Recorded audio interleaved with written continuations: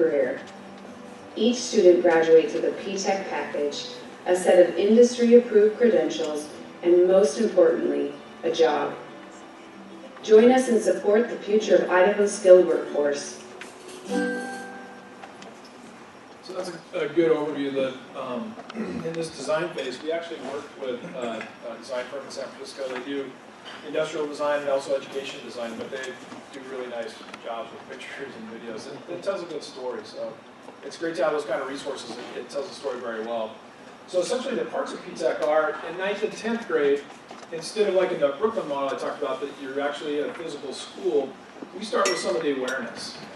So there was a portion of the video that talked about pathways days or field trips. So in the industries that we've got and our partners, we get kids on buses and we go out and visit employers. And it's great. The couple that we've had so far, the employers are very interactive with the kids, and they're very interested in getting in front of a group of kids and even talking about what does it take to work here. One of the ones that we did last month down at Empire Airlines, their HR director actually got in front of kids and not only said, what would it take for you guys to work here, but as you're looking for employers, here's some things that you should consider as an employee for employers, benefits and some of these other things. So it's a really great interaction, and the kids really seem to get a lot out of it. So that 9th and 10th grade career is really about raising their awareness and trying to get them to think about what would they like to do and which one of these technology or paths would be a good one.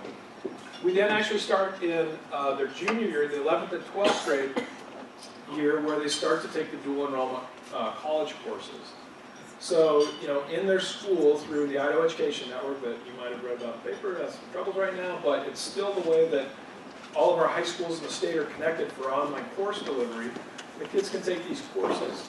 The community college partners that we're working with have told us the more credits that a student can get while they're in high school, if they can graduate from high school with 15 college credits, their completion rate in the college programs that they go into then is about 95%.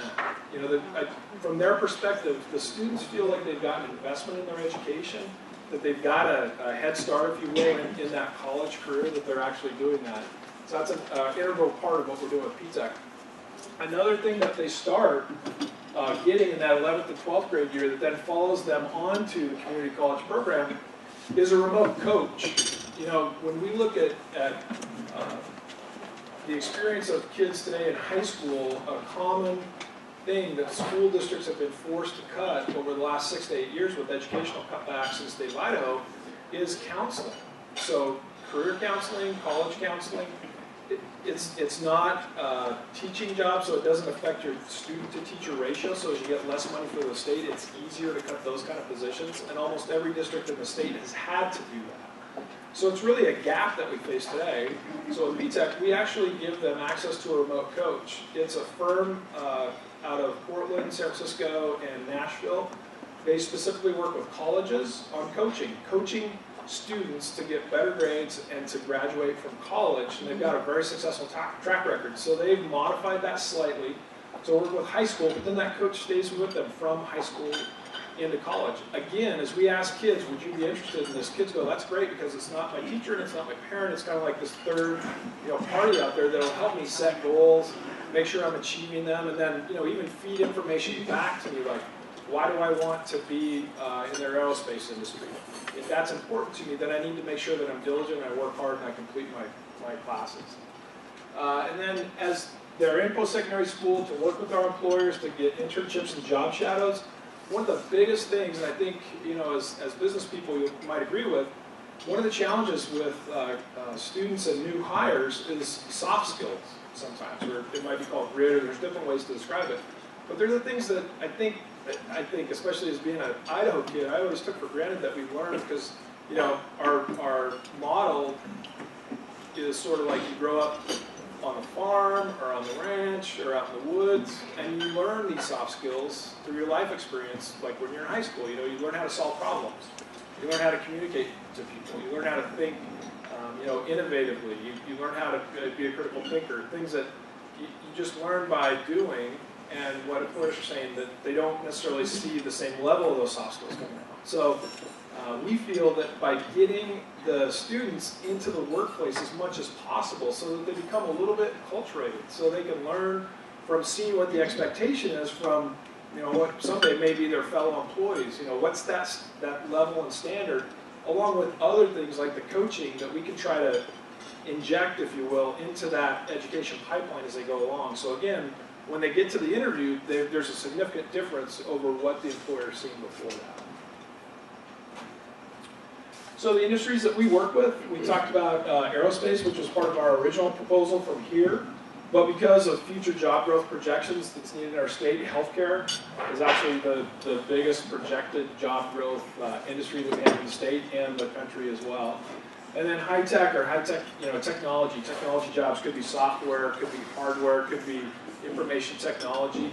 And we've selected these not only on the future job growth and the future job numbers that we talked about before, but also the starting wage. If we're going to change some of these metrics, we need to focus on industries that will pay a student for the more education that they've got and start at, these are average wages throughout the range of it, but we're looking for jobs that would pay at least $12 to $15 an hour to start so that they could get a jump and they could actually have a payback for that education that they get. So currently, these are actually the certificates or degrees that they come out with. We've got 3 in aerospace and advanced manufacturing. This totally is aligned with what North Idaho College currently offers in their aerospace manufacturing program.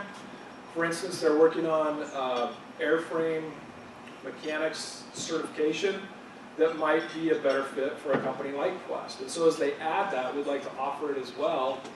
That's a degree or certificate that's needed by local manufacturers or employers.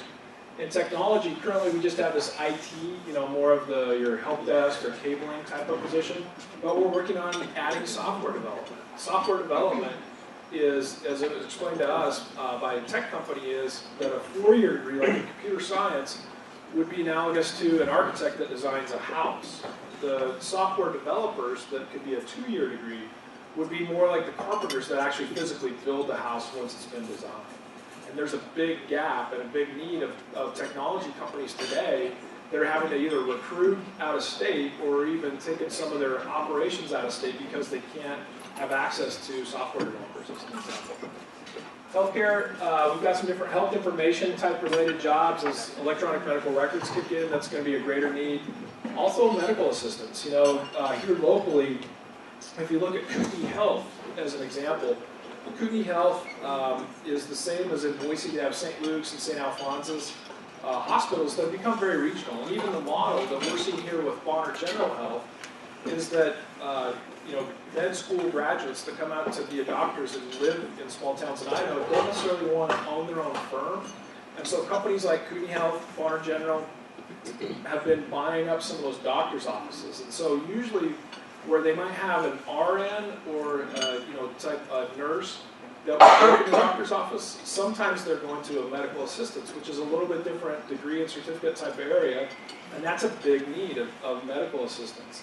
Some of these jobs actually, like physical therapist assistant, we're still working out how can we deliver that, but a great example of the future of healthcare and how do we deliver healthcare in a rural setting is a physical therapist assistant can't set up a physical therapy program. They have to have a full-blown physical therapist do that.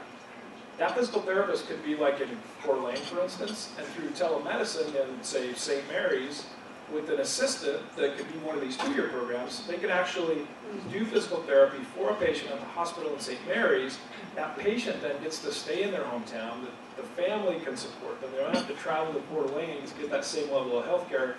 These are some of the things that, I guess, as we talk about Idaho, that I think are going to become more and more important, and it also relates to what we said before about Idaho Education Network, and we've talked about before, is connectivity.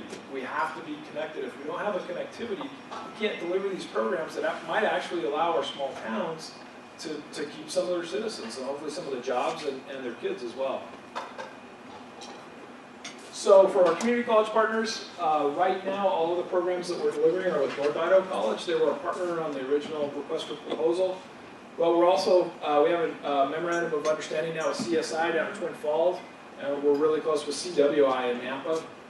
We're also talking to Lewis and Clark State College in Lewiston, and the cool thing about Lewis and Clark is they do both 2-year degrees and 4-year degrees. So if a kid wanted to do PTECH and have us pay for the tuition through the 2-year degree, they could even stay there, and if they wanted to go on to get a 4-year, they could stack it on top of it. So there's some different options on what they can actually do for the college partners. So the PTECH package for students, when we're giving this same presentation, last night one of our team members, Molly Huckabee, was at Sandpoint High School, and she